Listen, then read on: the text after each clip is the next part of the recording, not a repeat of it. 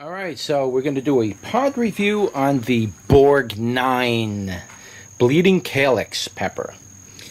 Bleeding Calyx is just a fancy way of saying the cap is red on it.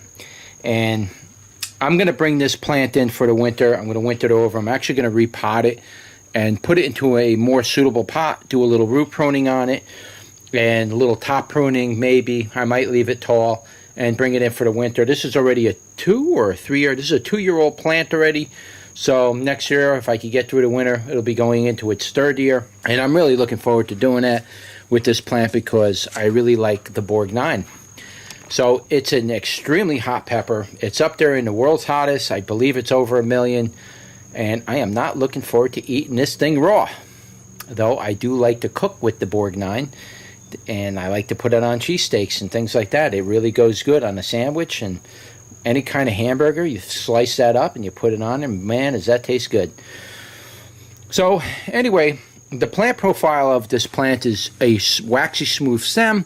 Does get a little bit of purpling at the nodes, but again, that could be because of the sunlight and this and that. It's a regular leaf plant, and I believe it has a flower like a chinense flower. I don't have any flowers on it now, though it might flower during the winter months. So we'll have to see what comes out of it during the winter. But anyway, let's go and pick a couple of these. So this is the bleeding calyx. And what they mean by bleeding calyx, you could see the cap on this thing's red. Now it's very similar to the 7-pot bubblegum that I have growing right there. And if you look closely, you can kind of see it has a bleeding calyx too.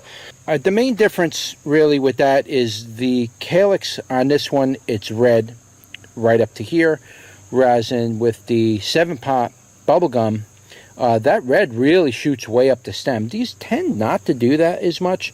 It's just the cap gets really red and stays that way.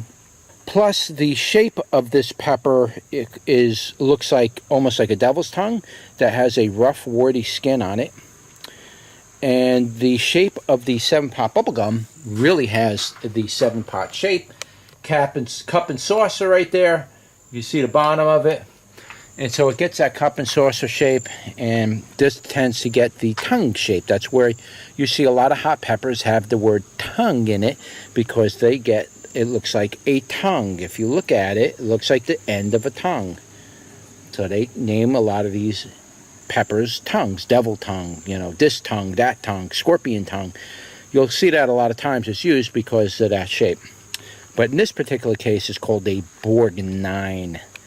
It's a really cool name, really futuristic name. I really like that name of this. Whoever named it did a good job on it. It's a very attractive name. And we'll take a closer look at one of these in the better lighting, of course. Okay, so that's what it looks like. And you can kind of see it's flat.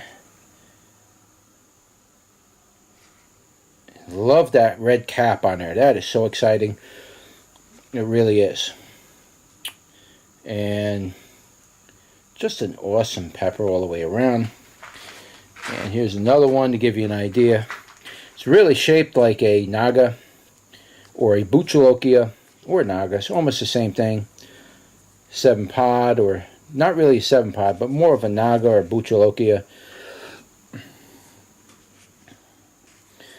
see the bleeding cap on there is not as much. It's a lot lighter on this variety of pepper than it is on most. Here's another one.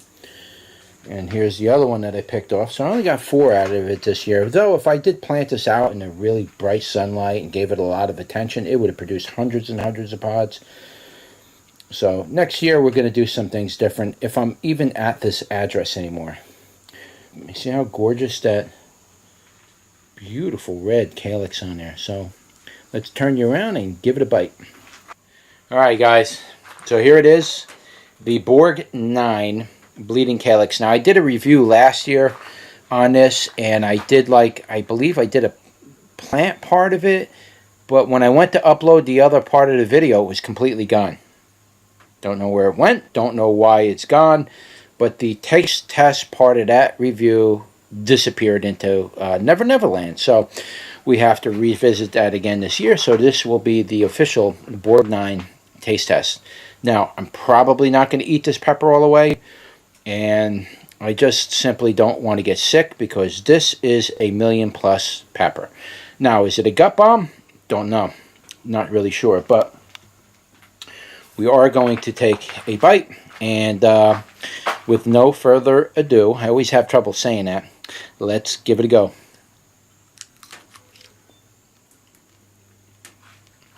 Straight out the gate, has a very fruity flavor to it, almost habanero type fruity, but slightly different, more of a chinense flavor. I'm letting the heat build in my mouth, so I know if I should spit this thing out right away or not. Because I always say that, and I end up swallowing. See, what happens is I take a bite of this, even though it's sitting on the side of my mouth right now, I take a bite, and as you take that bite, it slowly starts to soften up, and all that mash that's in there softens and turns to a liquid, and you end up swallowing it anyway. So there's almost no point in trying to avoid it. So you either have to spit constantly or just swallow it down. So I like to give it a minute to see where we're going to go with the heat. If it's too bad, I'm spitting it out, because I'm not going to get sick again like I just did with another pod review. I did the cappuccino naga. I almost crapped my pants and threw up at the same time. The heat's starting to come in now. It's a slow creeper. This is why I wait with this before I actually start chewing like crazy. Once I know it's something that I can handle and it's not going to make me sick, then I'll chew it and swallow it, no problem.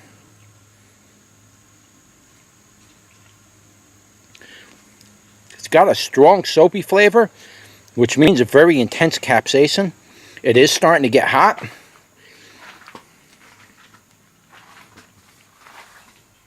So far it's manageable. The flavor is amazing on this pepper. It's fruity all the way across.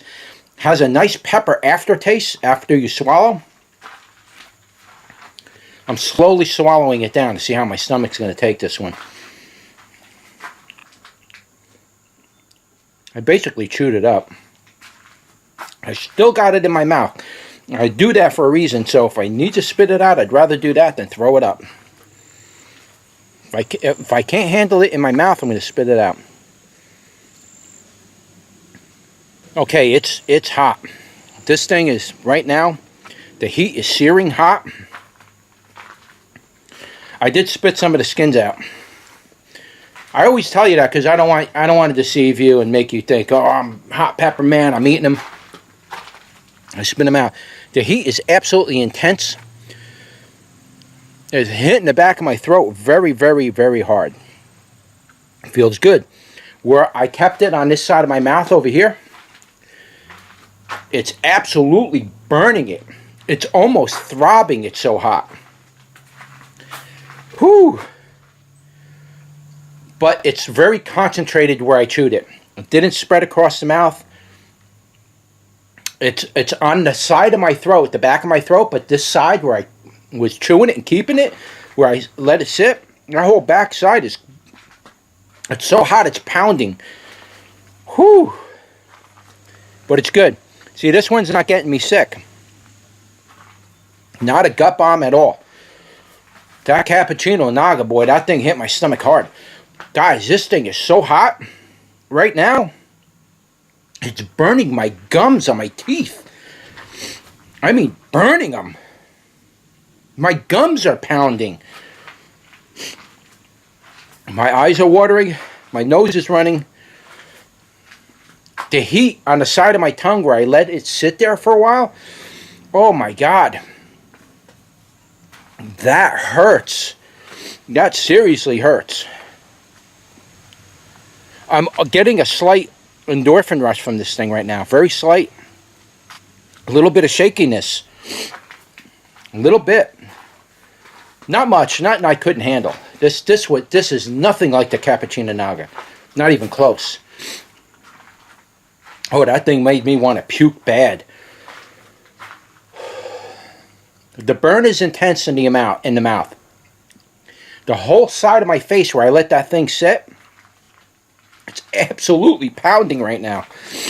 I'm literally in tears from this thing. It took a while. This is a creeper heat. It took a while for that heat to really pound. That's why I'll take a bite and I'll let it sit in my mouth for a while. I'll chew it before I even swallow. Because if I start, I can eat these peppers. I'll bite a half of one of these off and I'll just let it sit in my mouth. Immediately my stomach will start hiccuping and I didn't even swallow nothing. That's my body's way of saying, don't you dare put that in there. You ain't putting that down here. You put it down here, I'm going to throw it back out. Whew. Wow, man, guys, this is seriously hot. Very, very, very, very hot. Heat-wise on this thing, and it's a different kind of a heat. It's definitely not the same kind of heat as that cappuccino nago I ate. This kind of heat is a little different. Very intense, very Bhut Jolokia type of a heat. The firing up on this thing was very much like a ghost pepper. Wow, that was a serious, that was very painful. I'm going to have to say it's over 1 million. That's all I can tell you. That was definitely over 1 million, or damn near close to it. Wow, that thing was hot. That wasn't even one of the large ones. And I only bit the half end of it off. Oh my God. If you eat it with the seeds, you're way over 1 million. Probably 1.5 million. Wow. It was a nice burn though. The thing about this pepper is it really burned my gums in between the teeth part of the gum, where that little bit of gum is between the teeth. It's kind of pointing. That part was actually stinging a little bit. That never stings. Right between my, the heat on that was so bad, it's so hot. It went between my teeth, that juice, and actually burned the gums between my teeth. Now that is heat. Oh, that was a very, very nice pepper. Very nice. Super hot. Not a gut bomb. Didn't affect my stomach at all. I am in big favor of peppers that don't make me want to puke. And the taste was perfect, to be honest with you. Had a nice Bhut Jolokia flavor, which I'm big on. It did have a fruitiness to it, but it's not spicy where I'm going to keep belching it up hours after I eat it. Taste is gone. I don't keep tasting the fruity taste anymore. I do have an aftertaste of like a nice pepper that I ate. A nice, rich, peppery flavor. I guess you could say chinense flavor. It has that nice chinense flavor because a lot of chinense peppers do have that nice aftertaste. And so it does have that aftertaste flavor to it. I really like it a lot. I actually like the Borg 9 better than I like the 7 Pot bubblegum. And I'm a big fan of the 7 Pot bubblegum. I like to use the 7 Pots in cheesesteaks, grilling. Whenever I, like if I'm going to cook a steak, for example, I like to make the side dressings with potatoes and peppers and onions and garlic. And I fry that up in a cast iron pan on my grill.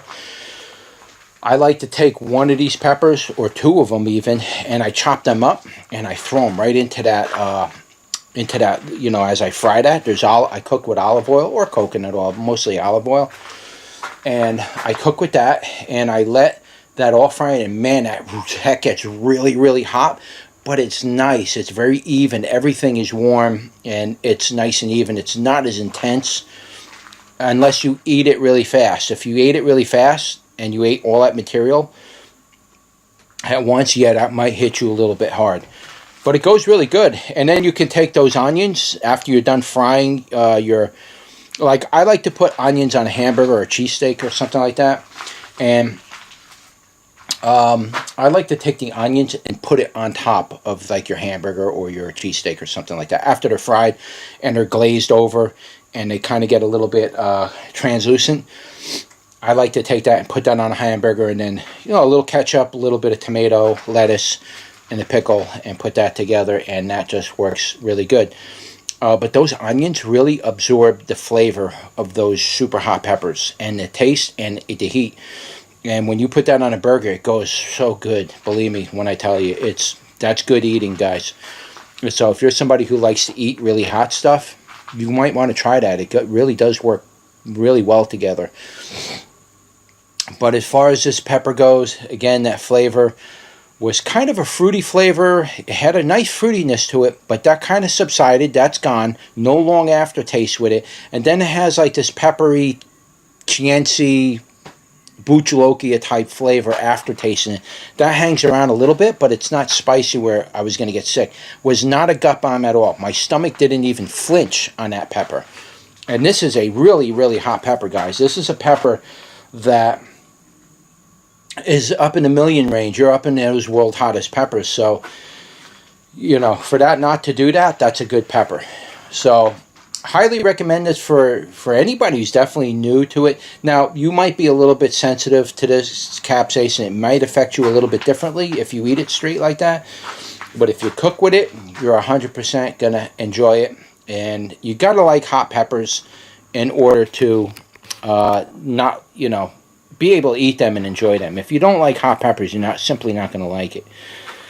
So, I don't know. That was it. That's your pod review for the Borg 9 Bleeding Calyx. Don't forget to like, share, and subscribe. And I will see you on the next one. Take care.